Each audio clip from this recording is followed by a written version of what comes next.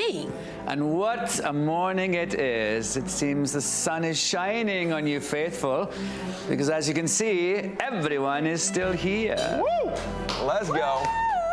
I'll let you work out what that means. Don't ask me. I'm just here to say cryptic things and look absolutely spectacular. You know it. And spectacular he does look. If you've been watching the Traitors on Peacock, then you know just what a roller coaster the reality competition can be, but you will have to wait until tomorrow night for the final episode of season 2. But tonight and tomorrow night in Houston, you can catch the show's charming and fashionable host, Tony Award winner Alan Cumming, live at the Hobby Center for his one-man show. And guess what, my friends? He joins us now with more on his incredible life and career. Alan, it's so nice to see you. You too. We were just chatting. We met years ago when you were doing a show on Broadway, Three Penny Opera with Cyndi Lauper. Cyndi Lauper. We have a mutual friend. You were so kind. And I think many of our viewers will see you in the Traitors and say, wait, he has been in everything. What is it about you that makes you so versatile? On the screen and on the stage. I wasn't ready for that. I've been around the block a few times. I mean, you keep at it. And also, I've always been very eclectic in all the, I do a variety of different things. And I think eclecticism breeds eclecticism. So I kind of feel like doing something like this, for example, The Traitors, is so not how I saw things going, but I love it, and I was open to it, and I think I've been like that with a lot of things in my life. I've a lot of new ways I've gone. So you sort of bring in all these different audiences who might not normally see you, just if you were stuck to the theatre or films or something, and I really like that. When I was looking at your IMDb page, the Internet Movie Database page, everything from Eyes Wide Shut to doing voices for like The Simpsons, to doing The Good Wife, Romy and Michelle's high school reunion, you have done so many roles. Is there anything that stands out to you as a highlight?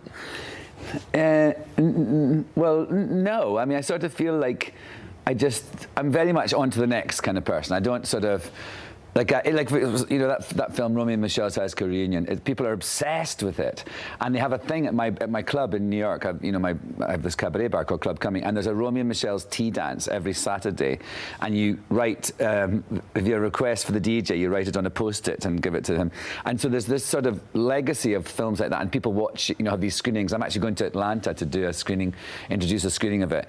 But it's something for me that I did a long, long time ago. I'm happy that people love it, but I just sort of leave them there and go on. And I mean, there's things that I think are, they're mostly, when I do something that really challenges me physically and everything, I think of those more. Like, those are more things in the theatre, like the Macbeth I did, where I did think I was going to die. And then a couple of years ago, I did a solo dance theatre piece in Scotland and New York. And I just thought, why am I doing, why? But I think every now and then you do, or certain films that are just so grueling, those sort of things are the things I think of as sort of highlights, purely because I survived them, I think. And you're naturally a hard worker. That's what I think is incredible. I get the sense you like to be busy. Is there ever a time you have just downtime? Yes. I mean, I think what I do is I organize my time. I'm very focused. So like right now, I'm focusing on you. And you. And then I will focus on my lunch, and then I'll focus on, I think you've got to do that. You've got to be really in the moment. It's a thing for life as well as your work. But then I'll take time off and I'll focus on that. So I'll go, I took a month off last year. And when I have days where I'm not, if I'm going to have a day that I'm not going to have anything, I really don't want anything, and I just focus on that. And I think that's the important thing, is just to sort of, you've got, as you get older and your life gets busier, I suppose as well, you've got to actually be very clear about demarcating the time you need. And sometimes there's not enough, and you have to kind of, have a little, go into a corner and cry. In a dark hole. I'm glad I'm not the only one who does that. It's not going to happen today. Every day it happens. I can barely see the prompter through my tears. Okay, let's talk about your Tony wins, because this is a really huge deal. In your industry, you've done the small screen, the big screen, the stage. You've won 2 Tonys, is that right? One for Cabaret, and then one as a producer. When you won for Cabaret, I mean, you had already been on the stage for many, many years. Is that something that you still reflect on, or as you said earlier, are you always thinking about what's next? Well, I mean, it is a big deal, and it was also I'd been, in done lots of theatre in Britain, in Scotland and in London, but this was my Broadway debut, my New York debut. I'd never worked in New York before. So it was a bit of a big deal in that respect. And also the production, I think, of that production of Cabaret was really groundbreaking. And it did things like, the ensemble played the instruments, which is something that lots of shows do now. And sort of, I was in those, it was the late 90s, and so it was kind of very provocative sexually. And people hadn't seen someone like me do things like that before. So I do think of it as a big deal. But it's also something that is. Then I did it again. I went back and did it again in 2016 for another year at Studio 54. And so but I've done it now. I've sated my cabaret lust. But it's obviously it's such a great show, and I think the form of cabaret, the actual form of doing a cabaret, like I'm doing, tonight and in Dallas and San Antonio. I really love it, and I think I'm very attracted to the sort of way that you can be doing one thing, and then the next moment you're doing something. You're laughing, you're crying, you're singing a song. It's very much like a smorgasbord, and I really love. And again, it's like me. I'm moving on. I'm eclectic. I let things go, and then you go on to the next thing. And it's about being in the moment.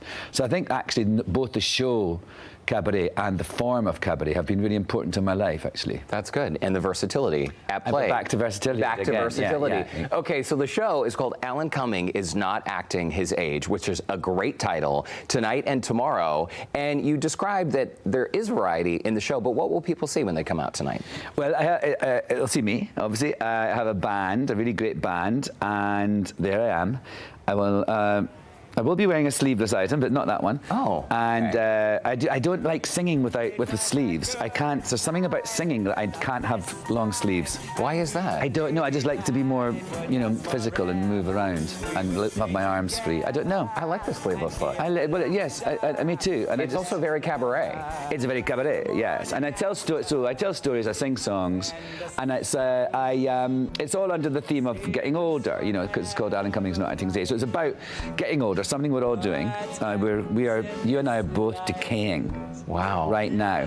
That is a really uplifting thought. And so I just think we should embrace that and celebrate it, and also about some negative things to getting older. I talk about that when I go to my dermatologist. Certain things are, reminded of your gravity, and things are not the same as they used to be. No, not downstairs. Yes. There's some work to be done. But ground floor studios. Yeah. Downstairs. But and then I talk about about the positive things about getting older, and also why is it we've decided that this thing that is happening to us all, we've made it into the worst possible thing that can happen to us. And just think, why have we decided that? And actually in other cultures they don't do that. And so it's about me just questioning who gets to decide what is age appropriate, And I think what I learned is really we've got to not be dictated to about how you live your life, but the thing to do as you get older is just to remain curious. You don't have to be, doing a marathon or blah, blah, blah, but just be curious and open to the possibility of life. I think that's the most healthy way to go. It's such a good philosophy. Okay, what do you say we take a quick commercial break? Let's take one. I still have a million questions about the Traitors, the fashion, all of that. So up next, more with Tony Award winner Alan Cumming, including why he says he's the only person on American television without Botox. It's true. I have a feeling it has something to do with aging. All right, we're going to take a break. We'll be right back.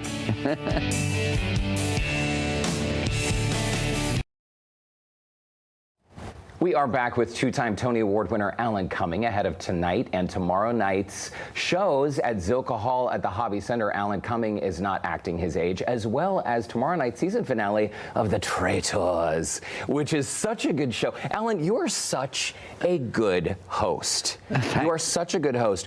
When you signed up to do this job, do you just naturally keep secrets? Because every week when I watch the episode, I think, wow, there are, in case you haven't seen the show, there are traitors and there are faithfuls. So you know who the bad guys are. Yes. But you keep it hidden so well. Is that tough? Yes. I'm not a very naturally discreet person. I tell everyone everything.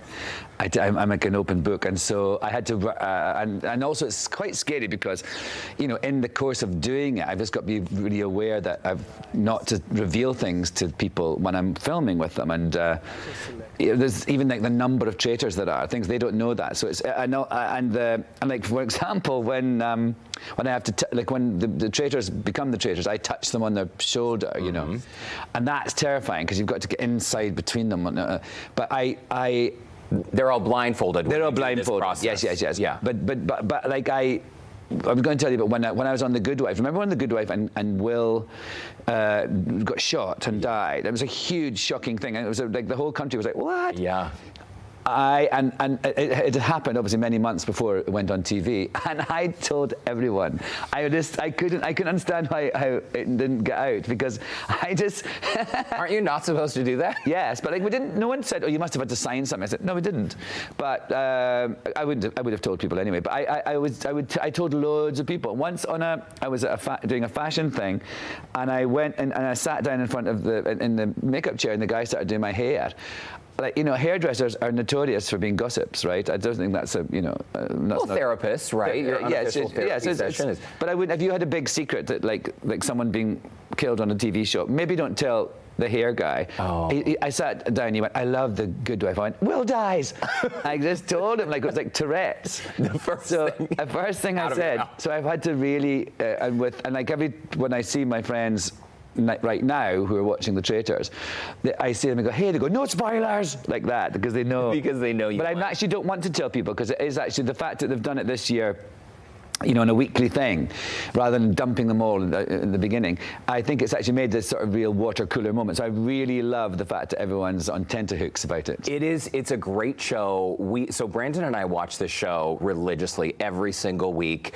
People in Houston, some of our producers in studio, we're all obsessed with this show. And if you don't have time to watch television, the one thing you should be watching is A, Houston Life, and B, The Traitors. Because I'm telling you, you are so good. We got to talk about your fashion on the show too. Yeah. I was hoping to kind of, maybe wear a kilt or a beret or something exciting on today's show. I just settled on this suit. I dressed down as well. You look fantastic, as always. And every week when we watch The Traitors, sorry, I have to say it that way, your fashion just blows us away, Alan. Was this so much fun? It's such a hoot. The guy called Sam Spector, who's the stylist, he sends me things and think, "Too much," and I'm like, no, let's take it. That was a good one. It's so good. We're getting ones ready for the net. That was hilarious. I mean, ridiculous. Look at me. I've got a fake bird on the side of my thing. Everyone needs a fake bird. That's a sort of a rug, that I've got wrapped around me there. My friend Henry, who's my musical director, he was rehearsing round at my house the other day, and he picked up a rug and put it on like a blanket, and I went, "Oh, that's the one I wore in The Traitors," and so we did a photo of him wearing it in that same. Everyone should have a rug. There's my dog Lala. You see, she's got a little kilt on. Your sweet in that dog. basket. Okay, yeah. I wondered if this was your dog. Yeah, she's my actual dog. So how did she start making cameos in the show? Because when they first asked me about doing it, I couldn't understand why they wanted me to do it, and I had this Zoom call with them, and I said, "So it's kind of like you sort of wanted me to be a bit like a James Bond villain," and I started doing that, and I said, "Oh, maybe I could bring my dog and pet her," and they went, "Yes."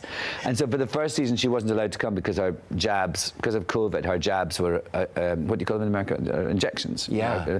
Were out of date. But she came for the second season, and she's coming for the third. So she just sits beside me in a basket, and sometimes I pat her. She is a cutie. Am I having like foggy memory, or in your dressing room at Three Penny Opera 18 years ago on Broadway, did you have a dog back then? Was it Honey? That was Honey. It was Honey? Was it really? That's right. Yeah, that was a good memory, yes. I remember coming after the show, and she was just tucked away. And my husband and I actually wrote, but she's died now, and she had a little brother called Leon, and we wrote 2 children's books called The Adventures of Honey and Leon, and because he's an illustrator, he illustrated them, I wrote them, and Honey and Leon Take the High Road, and so yes, that was a fun sort of legacy. And they've been banned in certain states in America because they have 2 dads. So there we go. There's a sad ending to that beautiful story. But yeah, Honey was a great dog, and so we've got Lala, and we just lost Jerry, our other one, a couple of weeks ago. But Lala lives on and will be on The Traitors again. Of course. Well, I love that you're a dog lover. We at Houston Life, we're a dog-friendly show. Someone said there was a dog on the show sometimes. There was a dog a while ago, but he's gone now. What, dead? He's alive. It's a long story okay. for another episode. Oh, I wonder what happened. Okay, so Alan, tonight and tomorrow night, Zilka Hall. You're also stopping in Dallas and San Antonio, so Yes. you all tell your friends. Dallas and this on Friday, is a show San of Antonio Saturday. song, dance. Song, well, not much. I mean, I move. It's a song, story, laugh, and it's like a true cabaret. It's like I tell funny stories. I tell some sad stories. I tell a story about honey, actually, about honey dying, actually, and about what that taught me, about how I feel we are so obsessed with extending life at all costs in our culture, and honey dying made me realize that sometimes the cost is the quality of that life. Yeah. And so because when I saw her dying, and it's just things like that, and about getting older, the good things, the bad things, and a little provocative, but ultimately I hope people come away from it thinking, I'm not going to act my age. I'm going to be open and curious to life. Being curious, I think, is key. Very quickly, because we're out of time. No Botox. You say you're like the only person on American television without Botox. I'm sorry, I'm one of those people with Botox. I have no Botox, and it's so funny because I actually lost a part recently because they had references to the character having had Botox in the script. So I was reading it, I thought, well, this is not a face that's had Botox.